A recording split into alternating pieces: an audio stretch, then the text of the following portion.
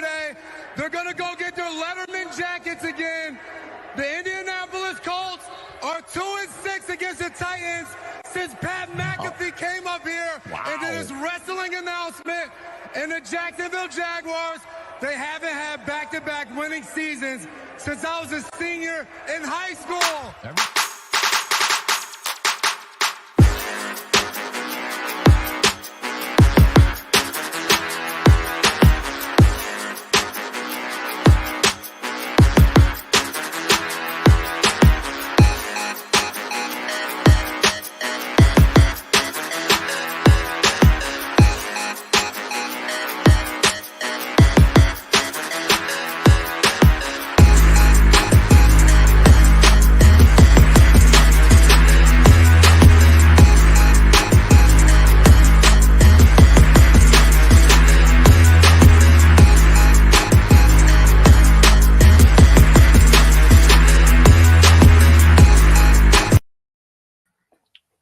What's up, Titans fans, and welcome to another edition of Titans Global Podcast. I'm your host, Maximus Titan Fan, and with me, as always, my brother in arms, Link. What's up, man?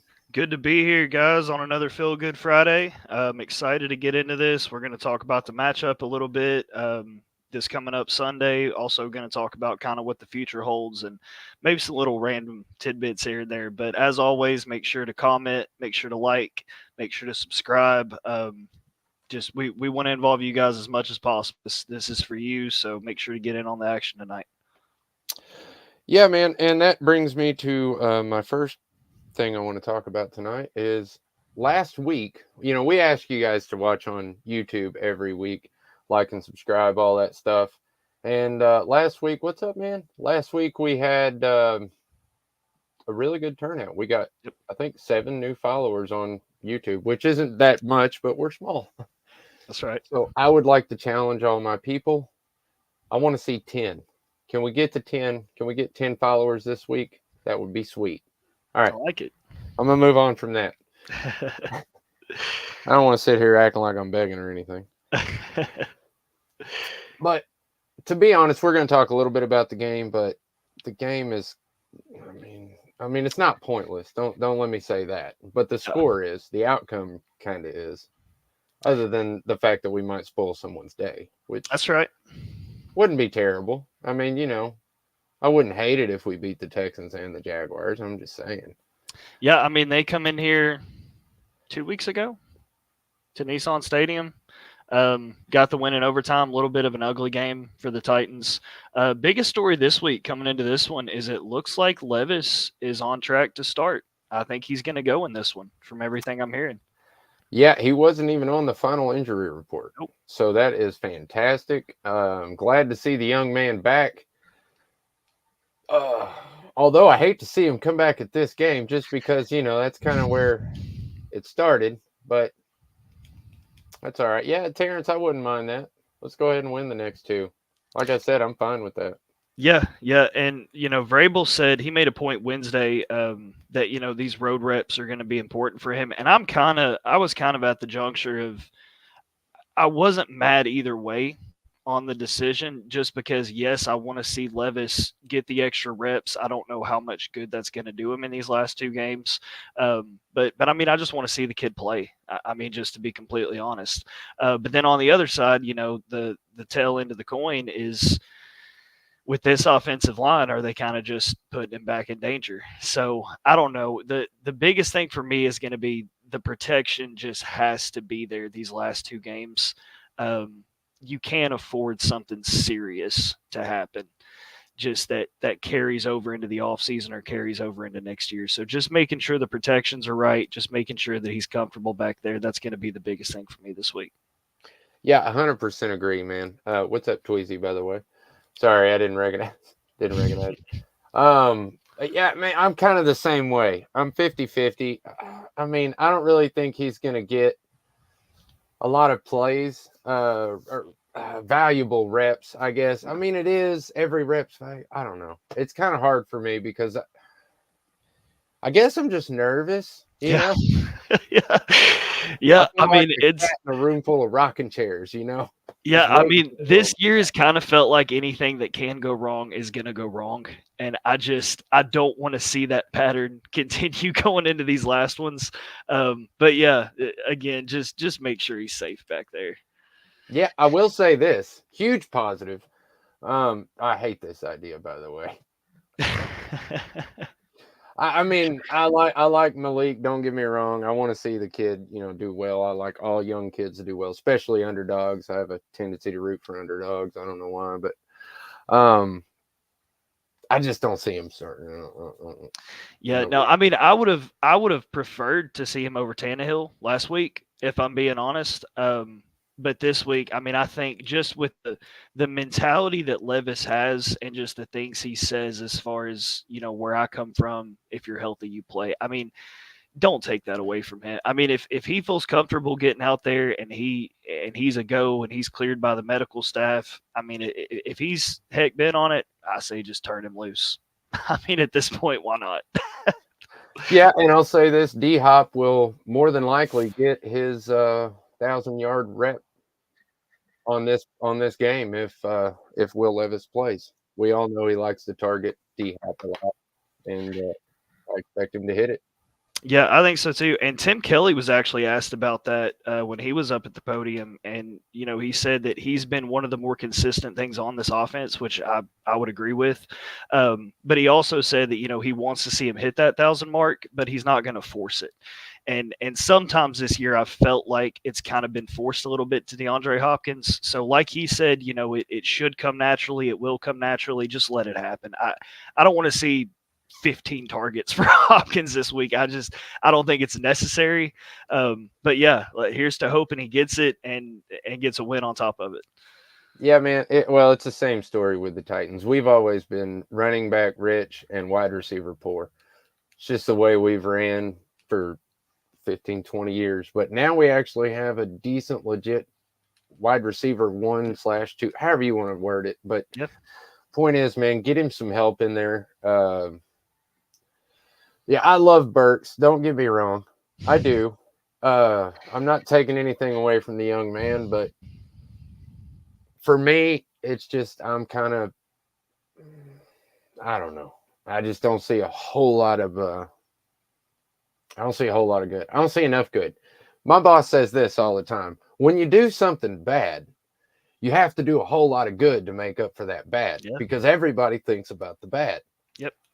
He doesn't do enough good to make up for all the bad. Yep.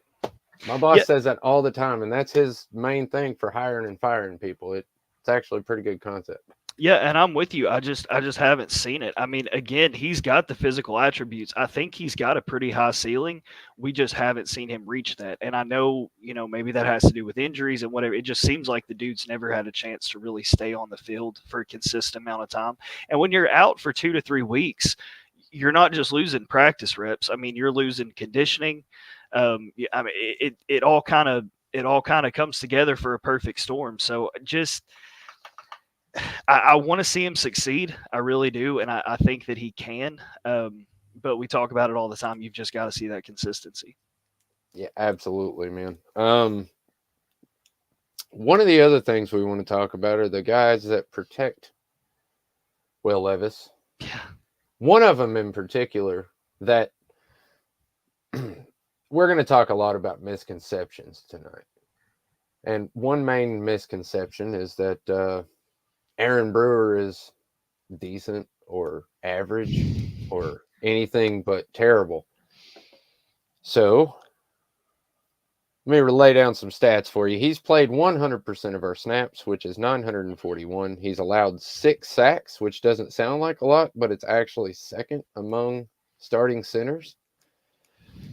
He's had 5 penalties, which isn't bad. It's 12th among starting centers. But he's also led 33 pressures, which is leading the entire NFL starting centers. Yeah. And pressure leads to bad plays. Not necessarily sacks, but interceptions. You get, defender gets in your all kinds of bad stuff happens with pressure. It doesn't necessarily have to be sacks.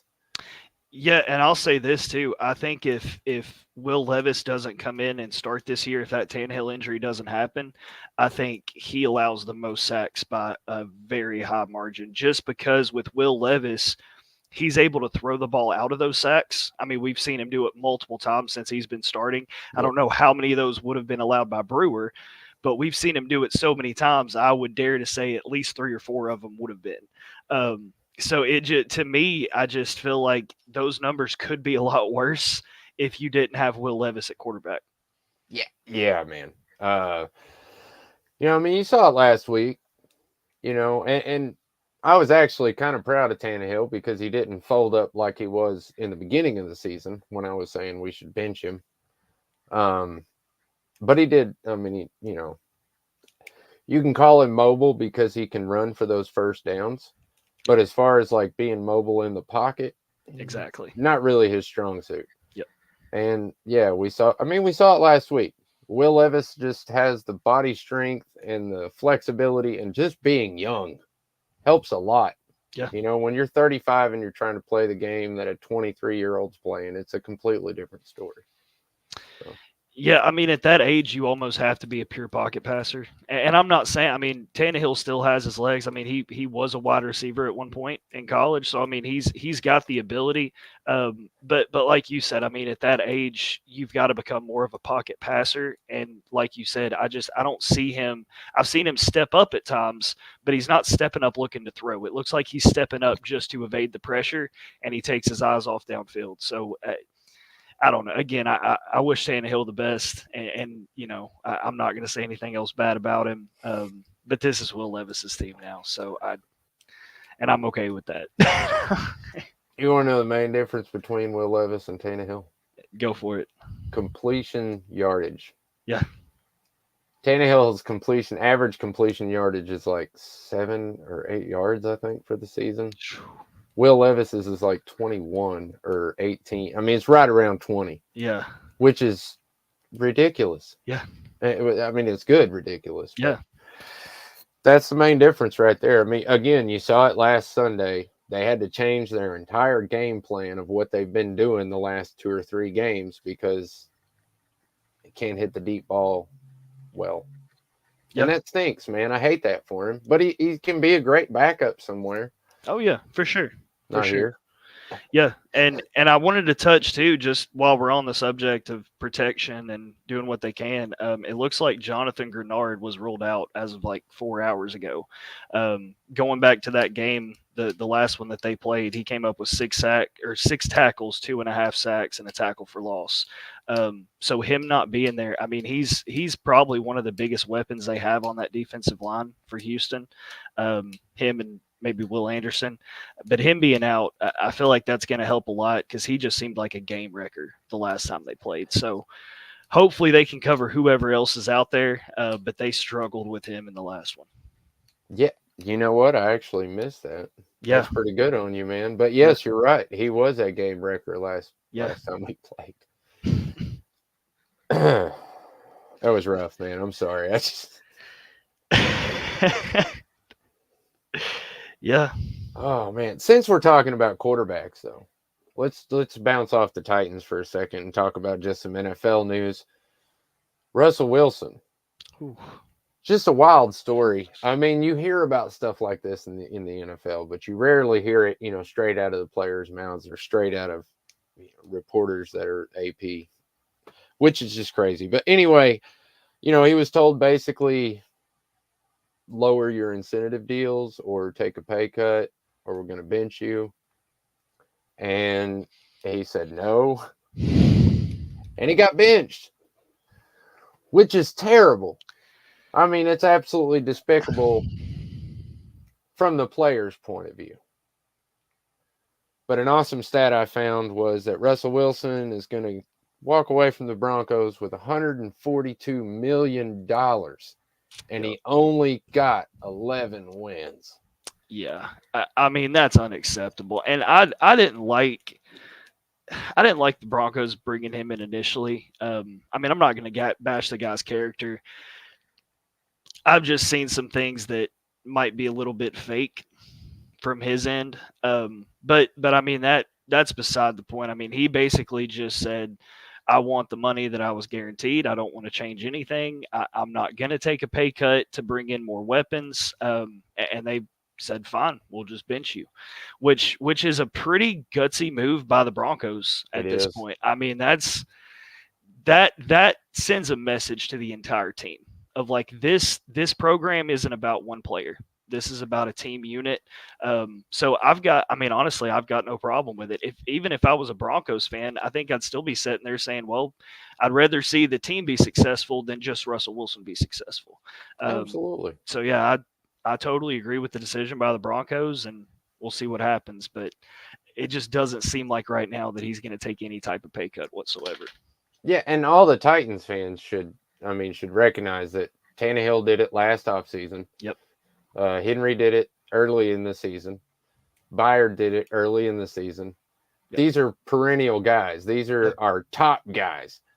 And Russell Wilson, I mean, I don't know what he was thinking. That just it might have should have just taken the pay cut, man. You probably would have come out with more money taking a pay cut than you will from being benched for 2 games. Yeah. Just saying. Yep. All right, so so the other big misconception that I noticed over the weekend actually happened to me on Twitter. I'm not going to put the guy on blast, but somebody kind of came at me after I made a post about we should give Al-Shaair a bag because I think he's earned it.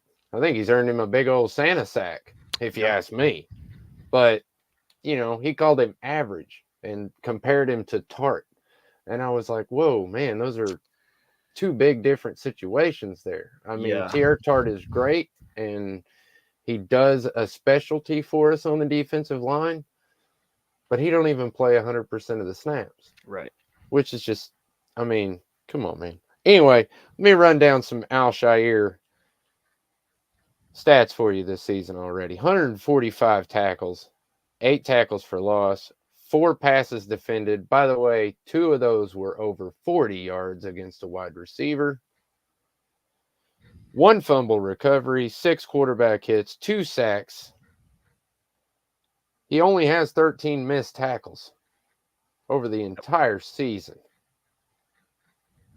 And he's played 970 defensive snaps, which is 75%. That dude is a freak of nature. Yeah, no, I agree. I think he's a versatile linebacker. I think he fits well in this system because he's able to drop back in pass coverage. He's able to rush the quarterback when needed. You know, with as much cap space as they're going to have going into this offseason, I wouldn't mind seeing him getting paid. I wouldn't be mad about maybe a 2-year contract. I think that he provides something at that linebacker spot where he could become a leader on this defense. It just and the attitude's right. I mean, that was the biggest difference with me and Tart. That's why I can't agree with the statement made by X person. But yeah, the attitude's right. It seems like he gets along with his teammates. He meshes with Vrabel pretty well. I say bring him back. I see no issue. Here's my question for you. Who would you rather have on your team? Arden Key or Teair Tart? That's actually a fair comparison. That's fair. Still think I'd rather have Arden Key. Absolutely. Because, I mean, Arden Key, not only is he just got a better overall attitude, and he has a high motor, he's always putting 100% on the field. Yeah. Absolutely, Aaron. That's exactly what I was saying. 100% every time. But the main difference is just the attitude, man. Wanting to be here. Yeah. The excitement of we're going to do something. You know, I mean, all offseason and training camp, the best hype videos, you know, pre-camp or the day before, you know, when they were coming out of the locker room or whatever to start practice, was Arden Key and Al-Shaair. Yep. They were always kind of in your face and, hey, check me out and we're going to do great. And that's what I want in a defensive player. Yeah, and before you can have a winning football team, you have to have a winning culture. I mean, you've got to have guys that – I mean, you hear it all the time. If you're not with us when we're down, don't be with us when we're up. And I just feel like I feel like Shire and Key are two of those guys that are still here, that still want to play, that still thinks that this team could turn into something down the road. So yeah, I mean, I would like the re-signing. I don't. I think you still need to pair him with somebody well. Um, I don't know where they go with that other linebacker spot, the middle linebacker spot next year. I'll be curious to see. I mean, I like Gibbons. I've got no problem with Gibbons. I just don't know if he's that A tier player.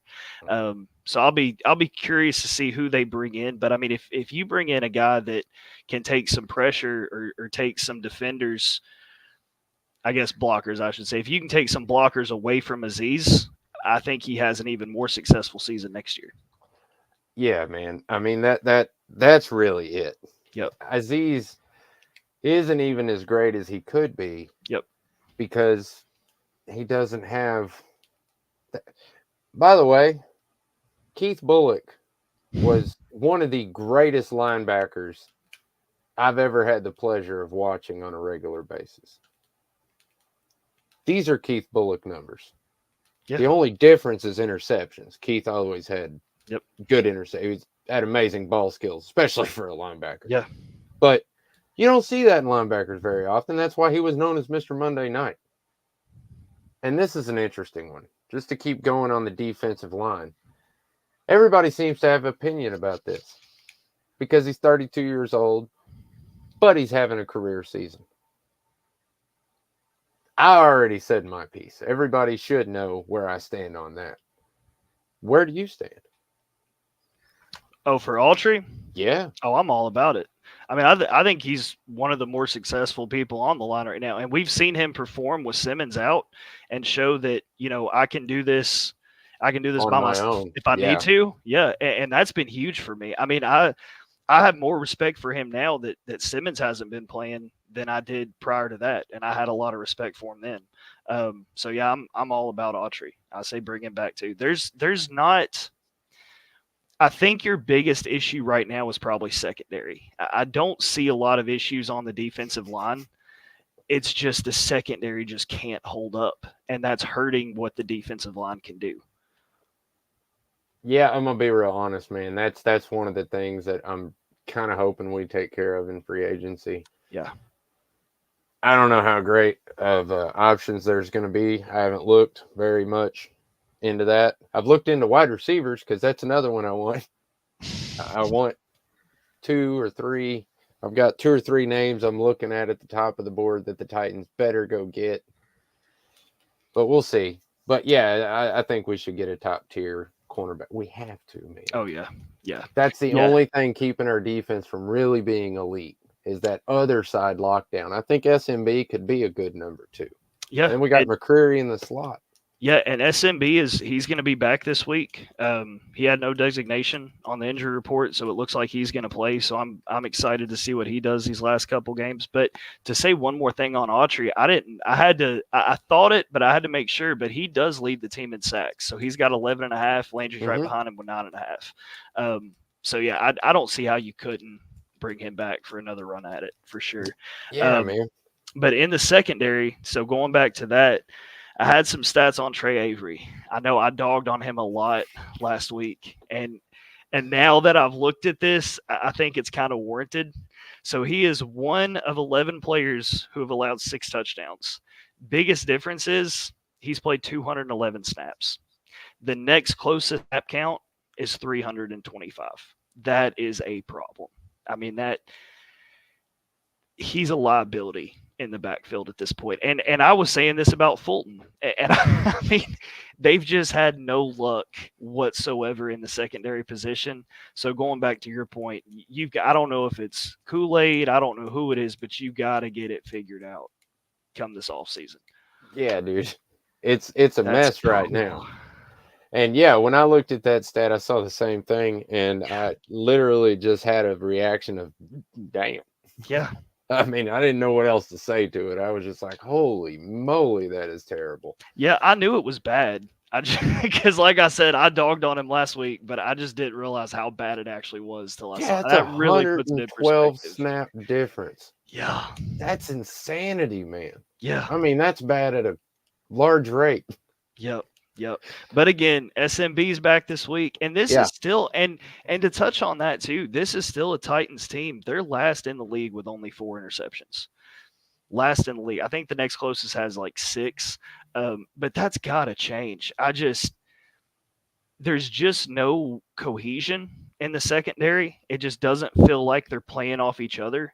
I mean, I saw a video this week. I think it was like a flashback to the McCrary when he intercepts the ball, but he's going out of bounds and he tips it back inbounds last year. And that, that's cohesion. That's everybody kind of on the same page. And we just haven't seen that this year. It's just everybody's everywhere. And it seems like everybody's been put on an island and they just can't hold up.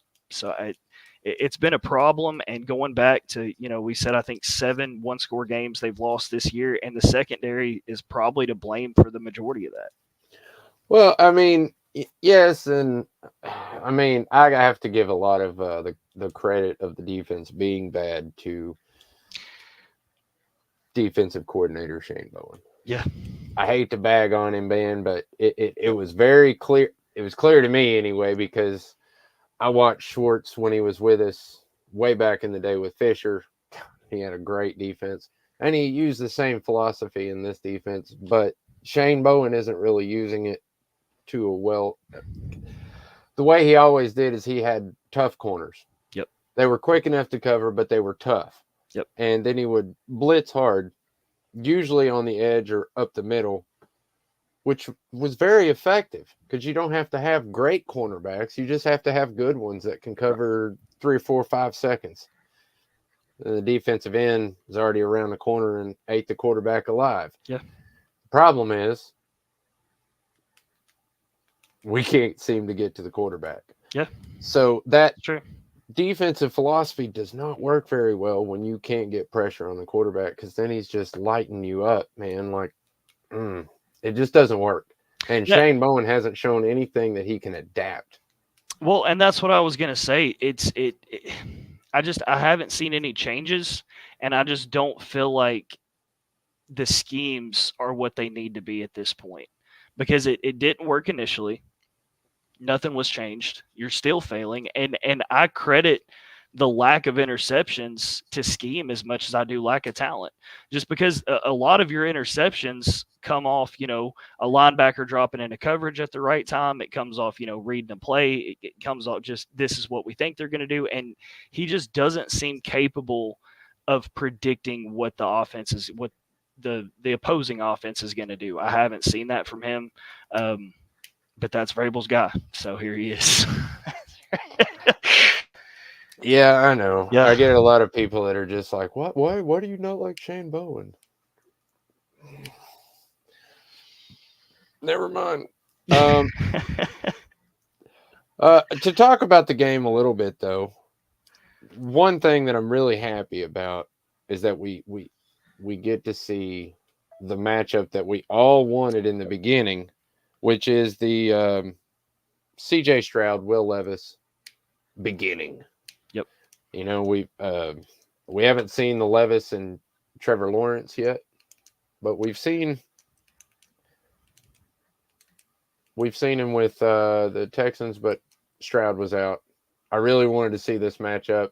I think if Will Levis can even just, or if the offense, let me rephrase that, if the offense can keep us just a little bit competitive in this, I think we could win this game potentially. Yeah, I'll be curious to see how Stroud looks, because everybody knows he is that mobile quarterback. I don't know how serious that injury was. I do think it was more serious than Levis's injury. Just if I'm being honest, from my personal opinion, just how it looked. So I'll be curious to see. I mean, if you come out and start hitting him early, if you can get that pressure, if you can get in the backfield, if you can put him on the ground, that's definitely going to put something in the back of his head to, do I really want to keep stepping up like that? So we'll see what happens. But I am too. I'm excited about the matchup. And to go back to Lawrence, I noticed this too. He's missing his first start this coming Sunday. So I don't know if we'll see the Levis Lawrence. But this Stroud one's going to be interesting, and I think it's going to be a battle start to finish. Yeah, like you said, man, they're going to be hyped. Yeah. I mean, I would if I was a Texan or a Texans Yeah. fan. I'd be super hyped right now because if we can, they're thinking if we can just beat the Titans and the Titans somehow beat the Jags, Yeah. we're in, man. That's all they got to do. But like you said, I think it'll be a real tough battle. The main difference between Stroud's injury and Will Levis's injury for me is just their physicality. That's true. Will Levis is built like a tree stump. Yep. And Stroud looks like a normal mobile quarterback. Yeah. Not being offensive, you're right. I'm No, just you're being right. real. Yeah. I mean, they're usually skinny legged. Yep. Or they don't have a lot of power in their legs. It's real odd to see somebody running down the field that has, big chunky legs as a quarterback. That's more of a running back or a fullback type. But I don't know. I think it still could be a fun game. I didn't see Kyle Phillips on the. Oh, never mind, he's on IR. What am I talking about? Yeah, no. The only so I looked earlier. There's actually nobody ruled out besides who's on IR. Caleb Farley, he remains on the PUP list, so he'll be out this week. I don't expect him to come back this year at all. But I mean, other than who's on IR, it seems like everybody's healthy. Seems like they're going to go. Couple guys listed as questionable. I think Wiley was listed as questionable. And Trey Avery was listed as questionable, which I don't know that he'd see the field anyway at this point. But yeah, I mean, other than that, it looks like a fairly healthy Titans team versus a fairly healthy Texans team, minus their lineman Grenard. So it'll be interesting. I actually, so I saw that the over under was 42.5. I kind of like the over in this one. I feel like this, not necessarily a shootout, but I think this could be a 26, 24 to 21 kind of game. I don't think there's going to be a lot of separation on either side. I think this is going to be another one score game for the Titans, and hopefully they can come out on top this time. Yeah, I think our biggest challenge this week is going to be stopping the run. Yep, absolutely. Ever since we lost Big Jeff and Tart, yeah, we haven't been great in that. And Pecco was doing a great job there for a little bit, and then he kind of flailed off. I don't know. We've got Jaleel Johnson and I can't remember the other guy's name that was doing really well last week. We just picked him up. And Quentin, I wanted to say. Yeah, I know exactly who you're talking about, but I cannot remember his name. I'll find it. We got him off the practice squad for Carolina Panthers, I think. No, that was the offensive lineman we got. I don't know, man. Anyway, the point is he came in last week out of nowhere and right off someone's practice squad and actually competed very well. Yep. Which was nice to see. But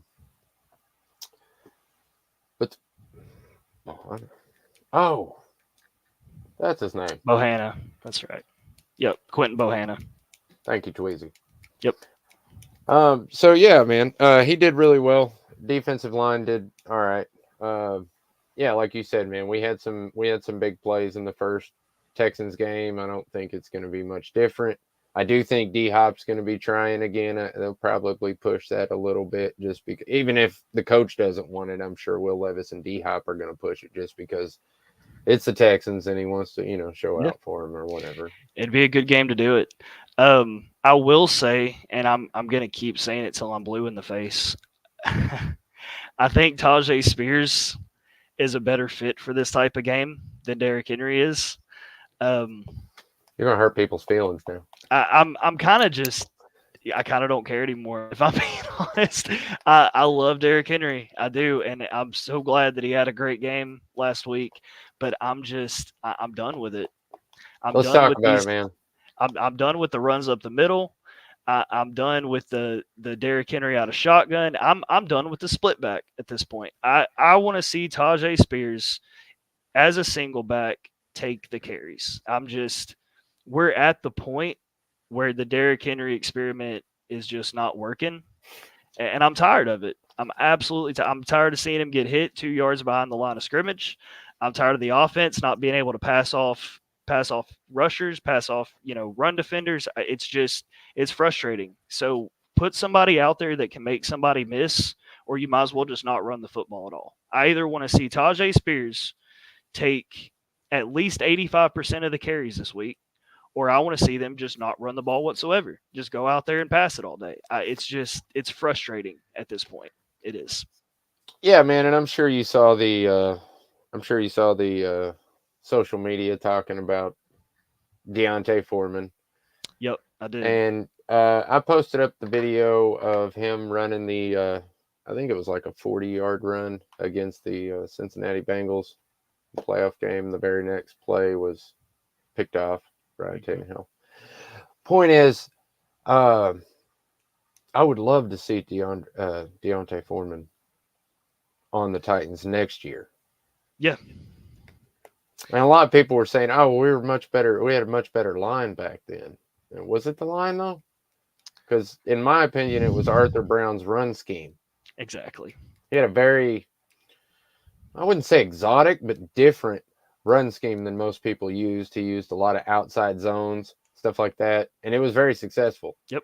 So, and everybody talks about, oh, they were trying to force Henry, and D'Onta Foreman had it, and he should have never left. Well, I mean, we weren't going to give up Henry, that's for sure. Not for D'Onta, and he wanted to be a number one, and he had the talent to be. Or at least we all thought, he thought. I mean, everybody thought that. But, he'd be a great short yardage, red zone back to pair with Tajay Spears next year. It's just like Tic Tac Titan said, would you rather have Derrick Henry and Tajay Spears for about $18 million? Or would you rather have D'Onta Foreman and Tajay Spears for about $5 million? Yeah. I mean, D'Onta Foreman is Dollar Tree Derrick Henry. I mean, it is what it is. He's knockoff Derrick Henry, but he does what you need. He does what you need him to do.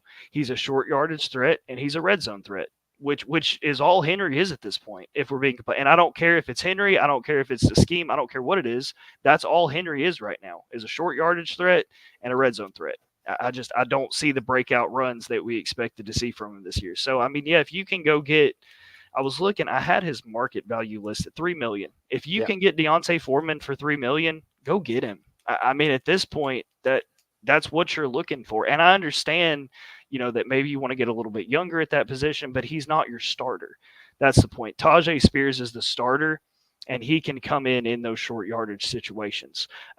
So yeah, I mean, if I had a chance to get him for $3 million, that's a deal for me, and I'm taking it all day long. Yeah, and I'd sign him probably to a two-year deal. He's only 27. Yeah. I mean, 29 going out with $6 million in your pocket from the Titans, that wouldn't be bad. Not at all. Especially a bunch of, you're going to get a bunch of touchdowns. Yeah. So, I mean, yeah, I think it's a perfect pairing. It really should happen. And what's up, Tyreek? What's going on, man? But, yeah, I think D'Onta Foreman would be great. Like you said, short yards back. I mean, not only that, he's so much better at pass blocking as a running back than Derrick Henry is. I'm not trying to beat up on Derrick Henry. I'm just being real. And last week, everybody come out, oh, well, he showed y'all last week. He showed y'all Derrick Henry hater. Man, do y'all know that the Carolina Panthers has the second worst running defense in the NFL? They're ranked 31st against the run. They're terrible. Yeah, but here's the thing. Derrick Henry had a good game, but you lost. You lost the football game. That's the point. It doesn't matter what kind of game he's having if it doesn't work. That's what kills me about and I know I'm ranting, but I'm just so sick of it. Dude, you're 100% right. It's just frustrating because it's like, well, I want Derrick Henry to run 30 times and we'll win the game. Okay, well, we're still not. This isn't 2021. It's just not. If you want to pad his stats, fine. If you want him to be the greatest running back in Titans history stat-wise, fine. But if you want to win games, you have to change the offense. And there has been no change. So I'm fed up with it. It's all right, man. Let it out. Let it out. Breathe. It kills me. Yeah, because, I mean, you can even see Tim Kelly wants to let these plays out. Yeah. I mean, he has... I mean, look at the gadget plays, man. Yeah. They're like I said, it's like 70-30. And at that rate, I'll take it all day long. So he's got the scheme. He's got the ability to make schemes for players' specialties. Yep. But Derrick Henry is a giant target the moment he walks on that field. Yep. And every defender knows if I can get to Derrick Henry before he hits the line of scrimmage, then I'm going to win. Yeah. Well, because all my buddies are coming. And the other thing is even if you don't, if Derrick Henry is on the field and let's say it's a pass play and they're still targeting Derrick Henry, this offensive line is so bad that even if the Titans run play action, then Will Levis is under pressure. So whenever he's on the field, they are bringing at least 5 to 6 guys every single time. And the problem with that is at least when Tyjae Spears is in there, the defense has to respect him a little bit more to cut across the middle. If nothing else, if absolutely nothing else, he just keeps the defense honest by being in the game. I don't. If we're on the 10-yard line and it's 1st and goal, let Derrick Henry take every single snap. But when you're at your own 20 and you just got the ball back, why go 3 and out? Why run the ball twice? Why run it on 1st down? Why run it on 2nd down and then put yourself behind the sticks on 3rd down? It's ridiculous. It's absolute insanity at this point because they just run the same play over and over and over and get the same exact result. Yeah, man. And just to be honest, our blocking scheme isn't great. Tim Kelly's blocking run schemes aren't great. I'm just being honest, fair and honest. God, I don't want to say that. I'm just being honest, not fair and honest. The point is, he's not a bad offensive coordinator. No. He just is. I mean, a lot of people make this argument for Vrabel, but he's just in a bad situation right now. Yep. Because he's got one reliable wide receiver, a good quarterback, a pretty darn good running back, and then a legend. Yeah. That the fans and ownership would get mad if you didn't feature in your offense. So you're forced to feature something that's going to get you a huge target on your back immediately. I can totally understand exactly what you're saying because, yes, it's right. I mean, Tyjae Spears can hit the numbers. He can get outside the zone way quicker than Henry can, and he can lose the defenders. I see your point, man. I know people aren't going to like it. It's an unpopular opinion, but it is what it is. The truth. Yeah. Well, here they said it's 5-10, so you can't tell me I'm wrong. I may not be able to say you're wrong, but the Titans are 5-10, so you can't say I'm wrong either. Yeah, and look, people, it may not be fair, but life ain't fair. That's right. Yep. Especially for a Titans fan. But we're going to stop talking about this negativity. Fair enough. Let's get some score thoughts. Again, I said I like the over in this one. Tennessee comes in as a 4-point underdog. I really want to take them to win this one, but I don't know if I can do it. I think they cover. I don't think they lose by more than 4, but I see this as another 3-point game. I've got Houston 24, Titans 21. Wow, that's pretty close. I have very similar thoughts. I think it'll be 28-24, but pretty much everything else you said is right where I'm at. I think it's going to be a close one, and it could really go either way. I think it will be a 3-point game, and I think it will go either way. It could be 28-24 Titans. Doubt it. But more than likely, I think it's going to be 28-24 Titans. Yeah, and I don't know why I thought that would be positive. I'll say this. The Titans' best chance in this game is to get ahead early. If they can come out early and have success and get it, well, I say this, as long as they have a good second half. But if they can come out early and get a good 10-point, 13-point lead in the first quarter and put Houston in a position where they have to keep Stroud back there passing, and then you can start bringing some pressure, and then we'll find out, how healthy he is. But that's the Titans' best chance in this one is come out early, come out strong. I would really like to see some deep shots within the first 2 to 3 plays. I think you've got to come out and you've got to test them and just see how they're going to play it. Because remember, this is a Houston team that they still have a playoff in the grasp. They might come out a little bit safe to begin the game. So I'd like to see some deep shots maybe on the second or third play and see what you can find and see how they're going to try to play it on Sunday. Yeah, I will say that did tend to be the weakness of their defense. If there, was a soft spot for the Titans to hit, it was definitely the secondary. It's kind of both our situations. That's why it'll probably be a decently scoring game. Yeah. With that, you have any other notes you want to go over today?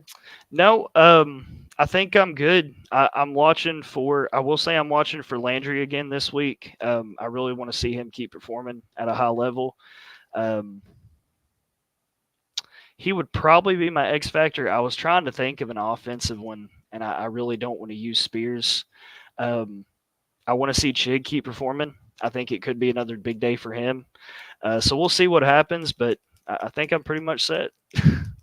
I just want to say that, I don't think it'll happen, but I would love if Colton Dowell had a good day. That'd be nice. I'd just like to see him at least get a couple targets. Not necessarily, receptions, just targets. At least look at the dude. Yeah, and this will be the first. I know he's been active in games that Levis has been there. Has Levis targeted Dowell this season? Or has all his targets came from Tannehill? So yes. Levis has not had a target to Dowell this season. And you never know. I mean, some receivers and quarterbacks, they just have it. So maybe they get on the field together and something clicks. That'd be nice. It would be nice. I would love it. Come on, Colton Dowell. All right. So, if you don't know by now, you really should know. Titans Global Podcast, you can find it pretty much anywhere, Twitter, YouTube, which is where we want you to go like and subscribe. Absolutely. But it's all over the place, Facebook, Instagram, anywhere you get your social media or look at social media, you're probably going to see us. And if you want to follow me, it's Maximus Titan Fan, YouTube and Twitter. And Link, you want to tell them where to find you at, brother? Yep. Y'all can find me at Link Rogers on Twitter. I've got the same name on Facebook. Feel free to reach out. Love talking to you guys. Absolutely love talking Titans. Any questions you guys have for me, suggestions, anything, hit me up. We'll figure it out. All right, man. Until Monday. That's right. Tighten up. Tighten up. Peace out.